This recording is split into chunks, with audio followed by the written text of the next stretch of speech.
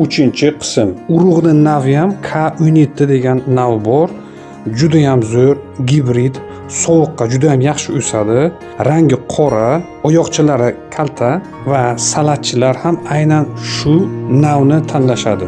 Ko'p viloyatlarda 19, 20, 21 kunlardan boshlab hosil ko'rinish beradi. Primordiya deyiladi. Mayda-mayda qo'ziqorinchilar siz kesgan joydan chiqadi va undan keyin havo tezroq tozalab turiladi. Chunki o'zidan karbonat angidrik ugлекислый gaz chiqaradi qo'ziqorin o'zidan va shu havoni tozalab turiladi. Shu bilan birga namlik ham beriladi. Chunki havo aylangan sari xona quriy boshlaydi. Shu uchun yer hamma vaqt nam, qo'ziqoringa 3-4 mahal suv sepilib turiladi. U ham agar havo 14-15 gradusdan past bo'lsa, ehtiyot bo'lamiz suv sepishga. Chunki u qurimasdan usti ho'l bo'lsa, yana ustma-ust sepsangiz qo'ziqorin o'ladi havosizlikdan. Suv plyonkada qoplab oladi. Ungacha yetmaslik kerak. Sizga batafsil ma'lumot kerak bo'lsa, Telegramdagi gruppamizga ulaninglar. Men sizga ma'lumot beraman. Ekishdan boshlab to parvarish qilib hosilni uzganizcha.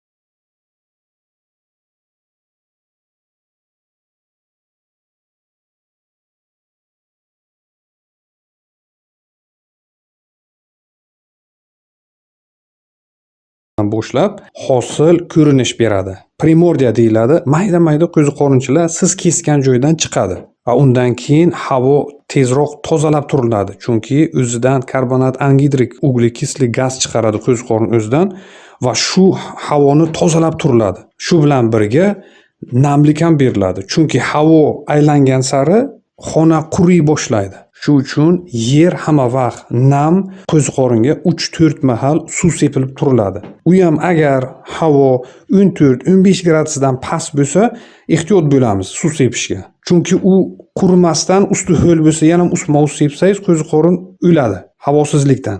Suv plyonkada qoplab oladi. Ungacha yetmaslik kerak. Sizga batafsil ma'lumot kerak bo'lsa, Telegramdagi gruppamizga ulaninglar. Men sizga ma'lumot beraman. Ekishdan boshlab to parvarish qilib hosilni uzganizcha.